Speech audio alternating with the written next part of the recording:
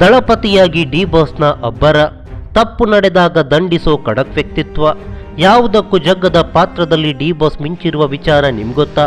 ಹೌದು, ಇದು ದಳಪತಿ ಚಿತ್ರದ ಒನ್ಲೈನ್ ಸ್ಟೋರಿ. ಅರೆ ಏನಿದು?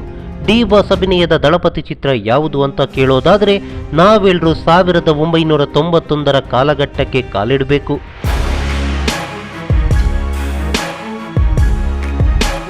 ಅದು ನವೆಂಬರ್ 5, 1991.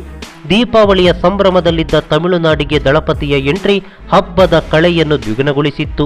ರಜನಿಕಾಂತ್ ಮತ್ತು ಮಮ್ಮುಟ್ಟಿಯ ಅಬ್ಬರಕ್ಕೆ ತಮಿಳುನಾಡಿನ ಪ್ರೇಕ್ಷಕರು ಫಿದಾ ಆದ್ರು. ಇನ್ನು ಮಣಿರತ್ನಂ ಅವರ ನಿರ್ದೇಶನ ಅಂದ್ರೆ ಸುಮ್ನೇನಾ? ದಳಪತಿ ಬಾಕ್ಸ್ ಆಫೀಸನ್ನು ಚಿಂದಿ ಮಾಡಿ ಬಾಕ್ಸ್ ಆಫೀಸಿಗೆ ದಳಪತಿಯಾಗಿತ್ತು. ಹಾಗೆ ಒಂದಿಷ್ಟು ಪ್ರಶಸ್ತಿಗಳನ್ನು ತನ್ನ ಮುಡಿಗೇರಿಸಿಕೊಳ್ತು.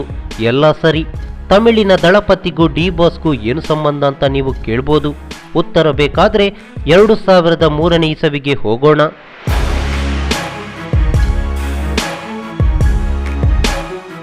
ಎಸ್, ಮಹಾಭಾರತದ ದುರ್ಯೋಧನ ಮತ್ತು ಕರ್ಣನ ಕಥಾಹಂದರವುಳ್ಳ ದಳಪತಿ ತಮಿಳಿನಲ್ಲಿ ಗೆಲುವಿನ ಪತಾಕೆ ಹಾರಿಸಿದ ಬಳಿಕ ಗಾಂಧಿನಗರದಲ್ಲಿ ಸದ್ದು ಮಾಡಿತ್ತು. ಬರೋಬ್ಬರಿ 10 ವರ್ಷದ ಬಳಿಕ ಸೆಟ್ಟೇರಿದ ಚಿತ್ರಕ್ಕೆ ಓಂ ಪ್ರಕಾಶ್ ರಾವ್ ಆಕ್ಷನ್ ಕಟ್ ಹೇಳಿದ್ರು. ರಜನಿಕಾಂತ್ ಪಾತ್ರಕ್ಕೆ ಡಿ ಬಾಸ್ ಜೀವ ತುಂಬಿದ್ರೆ, ಮಮ್ಮುಟ್ಟಿ ಪಾತ್ರದಲ್ಲಿ ಅಂಬರೀಷ್ ಅವರು ಅಬ್ಬರಿಸಿದ್ರು. ಆರಂಭದಲ್ಲಿ ಚಿತ್ರಕ್ಕೆ ಒಂದಿಷ್ಟು ಹೆಸರುಗಳನ್ನು ಹುಡುಕಲಾಯಿತು. ಸೂಕ್ತವಾದ ಹೆಸರು ಸಿಗದ ಕಾರಣ ಕನ್ನಡದಲ್ಲೂ ದಳಪತಿಯನ್ನು ಹೆಸರು ಸೆಟ್ಟೇರಿತು. ಹಾಗೆ ಚಿತ್ರೀಕರಣವು ಭರದಿಂದ ಸಾಗಿತ್ತು. ಈ ಸಂದರ್ಭದಲ್ಲಿ ಪತ್ರಿಕೆಗಳಿಗೆ ನೀಡಿದ ಜಾಹೀರಾತಿನಲ್ಲೂ ಅದೇ ಹೆಸರನ್ನು ಹಾಕಲಾಗಿತ್ತು. ಆದರೆ ಅಂಬರೀಷ್ ಅವರ ಅಭಿಮಾನಿಗಳಿಗೋಸ್ಕರ ದಳಪತಿಯನ್ನು ಅಣ್ಣವರು ಎಂದು ಬದಲಾಯಿಸಲಾಯಿತು.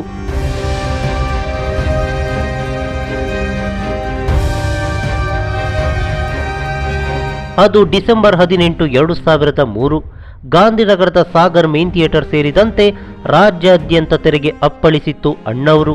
ವರ್ಷಗಳ ಬಳಿಕ ಅಂಬರೀಷ್ ಅವರು ಬಣ್ಣ ಹಚ್ಚಿರೋದ್ರಿಂದ ಅಭಿಮಾನಿಗಳಲ್ಲಿ ನಿರೀಕ್ಷೆಗಳು ಹೆಚ್ಚಾಗಿದ್ದವು. ಜೊತೆಗೆ ಚಿತ್ರದಲ್ಲಿ ಅಂಬರೀಷ್ ಅವರ ಪತ್ನಿ ಪಾತ್ರದಲ್ಲಿ ಸುಹಾಸಿನಿಯವರು ಕಾಣಿಸಿಕೊಂಡಿದ್ರು. 2 ವರ್ಷಗಳ ಬಳಿಕ ಸುಹಾಸಿನಿಯವರು ಕನ್ನಡಕ್ಕೆ ರೀಎಂಟ್ರಿ ಕೊಟ್ಟಿದ್ರಿಂದ ನಿರೀಕ್ಷೆಯು ಇಮ್ಮಡಿಯಾಗಿತ್ತು. ಆದರೆ ಸಿನಿಮಾ ಬಿಡುಗಡೆಯಾದ ಬಳಿಕ ನಿರೀಕ್ಷೆಯನ್ನು ಹುಸಿ ಮಾಡಿತ್ತು. ಇದಕ್ಕೆ ಮತ್ತೊಂದು ಕಾರಣ ಡಿ ಬಾಸ್ ಅಂದ್ರೆ ತಪ್ಪಲ್ಲ. 2003ರಲ್ಲಿ ಡಿ ಬಾಸ್ನ 9 ಚಿತ್ರಗಳು ತೆರೆ ಕಂಡಿದ್ದವು. ಹಾಗೆ ನವೆಂಬರ್ನಲ್ಲಿ ನಮ್ಮ ಪ್ರೀತಿಯ ರಾಮು ಬಿಡುಗಡೆಯಾಗಿತ್ತು. ಅದರ ಬೆನ್ನಲ್ಲೇ ದಾಸ ಕೂಡ ತೆರೆ ಕಂಡಿತ್ತು. ಇವೆರಡು ಚಿತ್ರ ಪ್ರದರ್ಶನ ಕಾಣ್ತಿರುವಾಗಲೇ ಅಣ್ಣವರು ತೆರೆ ಕಂಡಿದ್ದು ಚಿತ್ರದ ಹಿನ್ನಡೆಗೆ ಕಾರಣವಾಯಿತು.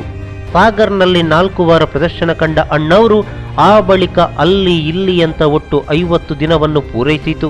ಆದರೆ ಒಂದೊಳ್ಳೆ ಸಿನಿಮಾ ನಿರೀಕ್ಷೆ ಹುಟ್ಟಿಸಿ ಸೋತಿದ್ದು ಮಾತ್ರ ಖೇದಕರ.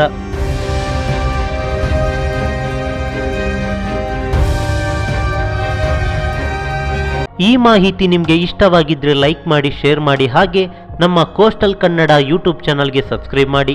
ನಮ್ಮ ಹೆಚ್ಚಿನ ಅಪ್ಡೇಟ್ಸ್ಗಳಿಗಾಗಿ ಕೋಸ್ಟಲ್ ನೆಟ್ವರ್ಕ್ ಇನ್ಸ್ಟಾಗ್ರಾಮ್ ಪೇಜ್ ಹಾಗೆ ಫೇಸ್ಬುಕ್ ಪೇಜ್ಗೆ ವಿಸಿಟ್ ಮಾಡಿ. ಧನ್ಯವಾದಗಳು.